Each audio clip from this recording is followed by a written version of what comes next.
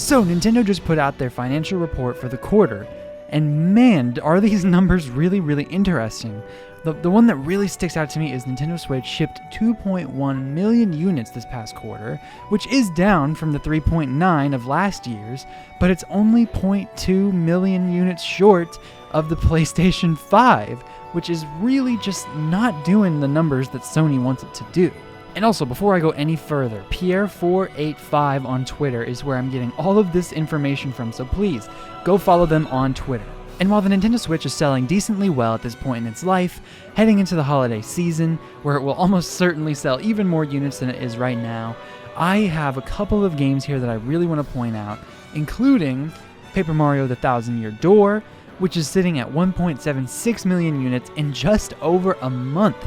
Now, what is that supposed to say about Nintendo and their games? It's supposed to say, hey, keep making more remakes, keep giving us old games and putting it on the new systems because so many people have not gotten a chance to play it yet, and they're still great games, so keep giving it to us, and I'm sure it's going to get a couple million more before the end of its Switch's life. The next one here is Luigi's Mansion 2 HD, which has shipped over 1 million units in 4 days, which is very impressive. But if you know, as I've made on my first video of this channel, I really do think Nintendo made a big mistake pricing this game at $60 full. So we're just going to have to see where that ends up going. I had predicted it will sit at 2 to 3 million over its lifetime, but in 4 days, 1.19 million might prove me wrong. And just the insanity that is Mario Kart 8 Deluxe. I touched on this in my video on the Switch effect, but this goes beyond the Switch effect. This is just, well, we've never seen anything like this ever before. Mario Kart 8 Deluxe, this past quarter alone, shipped 930,000 copies. It is now at 62.9 million units, and the title itself exceeds 71.36 million units with the Wii U version of the game combined with the Switch version of the game. This is insanity, because in 2017 was when this console came out, the Switch, and then April, a month later, Mario Kart 8 Deluxe came out, and it is still selling this well. I can't believe it. I cannot believe it. This is unfathomable. Don't ever consider Mario Kart 8 Deluxe as anything other than one of the greatest games of all time, because it is selling better than any game I have ever seen. And speaking of 2017 release games, The Legend of Zelda Breath of the Wild, which is the main point of today's video and the main thing I took from this quarterly report, Breath of the Wild sold another 200,000 units this quarter, which means the Switch version now sits at 32.05 million copies. That is an insane number, and it's great to see Breath of the Wild still chugging along. Most of Nintendo's first-party games have really long legs, and that game was a launch title for the Switch and was the very last game the Wii U got, so it's incredible to see such an amazing game continue to get the love that it deserves. But we have a little bit of a controversy on our hands, because The Legend of Zelda Tears of the Kingdom, a game that is now only about a year and a half old, is just sitting at 20.8 million copies worldwide, and this past quarter, it sat at 190,000 units, which means Breath of the Wild sold better than Tears of the Kingdom did in this past quarter alone. That is a very concerning statistic for Nintendo.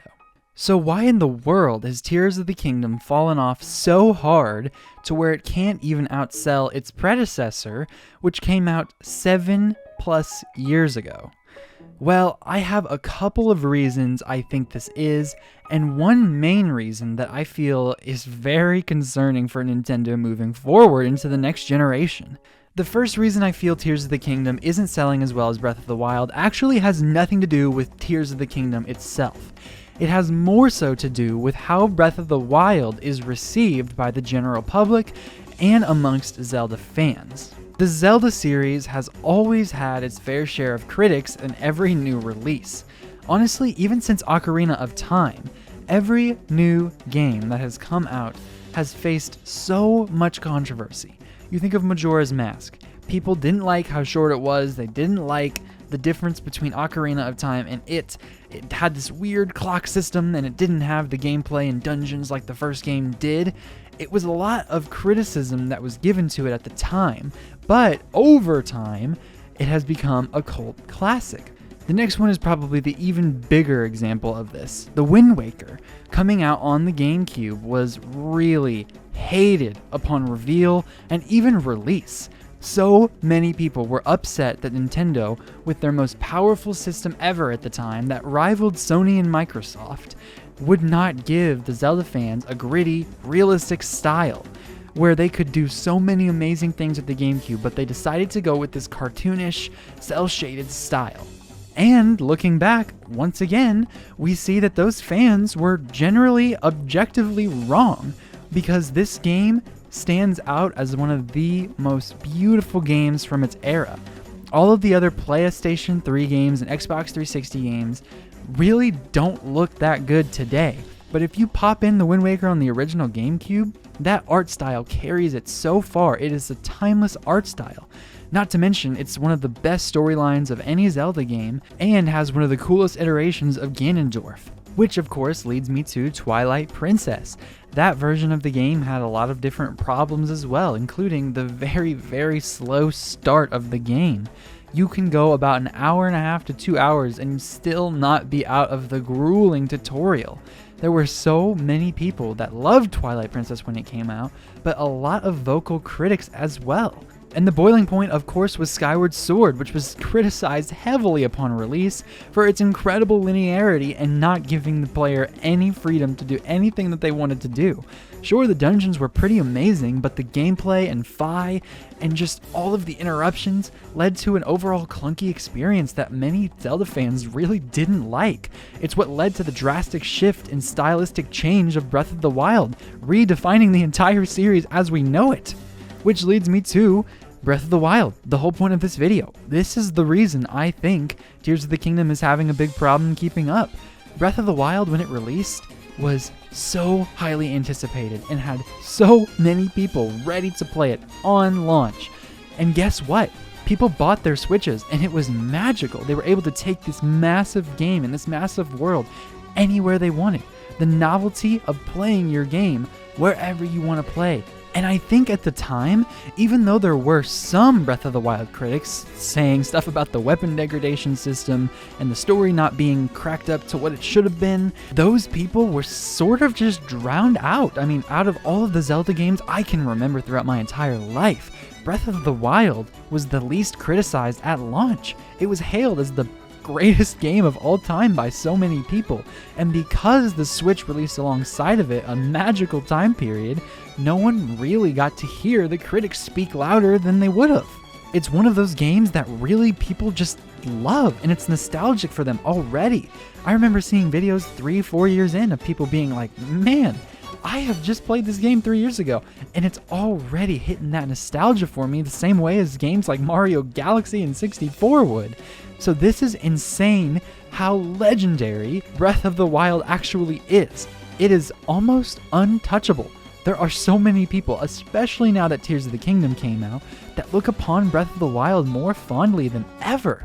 Which means more and more people are going to see those legendary talks about it, how it's such an amazing game. They're going to see all these YouTubers that still go back to Breath of the Wild and check out all of these amazing locales and study the lore and look at all of these crazy things. And they're going to be like, man, I want to play Breath of the Wild.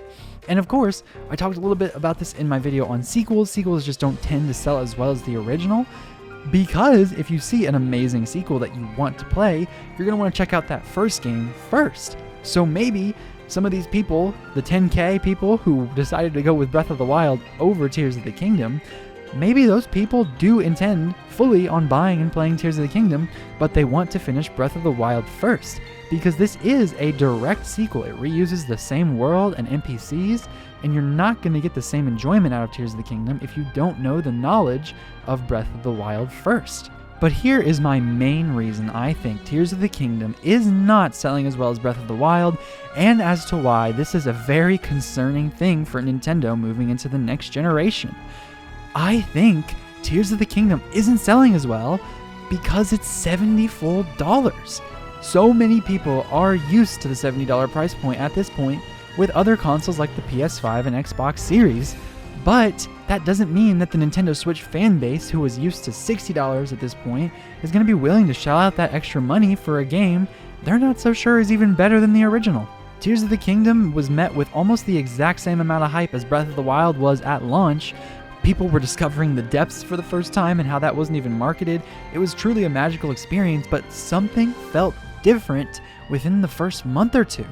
After all of the viral videos of insane mechs and all of these weird things that people were doing with Ultra Hand, after all that passed, so many people started to criticize this style of Zelda, missing the linearity that Twilight Princess had provided them. And that is probably why more people are starting to buy Breath of the Wild over Tears of the Kingdom, because you don't see as many people bashing Breath of the Wild as you do Tears. Tears of the Kingdom, I feel, is an amazing game and a well-earned $70 price point.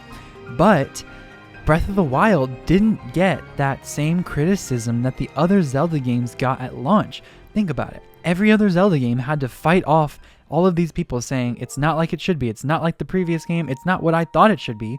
And Tears of the Kingdom, sure, it had a great launch month, but it is also facing that same criticism as every other Zelda game has. And not to mention it being the most expensive Zelda game ever. And here's the thing, if you pick up a Nintendo Switch for the first time, or if you've had it your whole life and you've just never been able to get into Zelda before, which game are you going to pick up? Skyward Sword HD? No, probably not. Tears of the Kingdom? Well, why would you do that when you could pick up Breath of the Wild first, and everyone glows even more about Breath of the Wild than Tears? Oh, and look at that. It's $10 cheaper to go with the option that everyone says is better. That has got to be concerning for Nintendo. And the next generation, which will likely be $70 full for every single first-party game. Times are tough in the world right now. No one is willing to shell out the money for a game they don't think is going to be great, or a game that they've seen too many people complain about. Tears of the Kingdom is selling just fine. Let me put that out there at the end of this as a disclaimer. Let me say, 20 million units is still an unreal number, and it doubles the previous series leader before Breath of the Wild in this era, Twilight Princess, which is sitting at 10 million with its games combined. It's an amazing spot for it to be in. I'm not saying it's not selling well, but I am saying, considering the hype Breath of the Wild got and how hyped up Tears of the Kingdom was and how much publicity it got and is still getting, it is a little bit concerning to me how the Switch isn't allowing it to sell as well as it probably could. And I just want to debunk one theory I've seen kind of floating around as to why this might be. A lot of people had said, hey, Breath of the Wild, of course it's selling more than Tears of the Kingdom because Tears of the Kingdom came so late in the Switch's life. And now, more people are gonna wait out and buy Switch 2 instead and not worry about Tears of the Kingdom. But that is so hypocritical, because if people are holding out from buying games to buy a Switch 2, why is Breath of the Wild selling more than Tears of the Kingdom again? Because according to your logic, Breath of the Wild shouldn't be selling anything hardly if Tears of the Kingdom isn't selling as much as it should. So yeah, it doesn't make sense to me to say, oh, they're just waiting for the next console, because then why would they be buying any of these games to begin with? So that about wraps it up here. Thank you so much for watching this video all the way to the end. If you liked today's content, please consider subscribing and joining the madness, because I produce these videos every single week. Shorts throughout the week, I've got community poll tabs pretty much every single day. All sorts of content to keep you guys entertained about all things Nintendo. Thank you so much for watching once again. I have been Ray. This is Ray's Nintendo Talk, and I hope y'all have a great day. See you in the next video.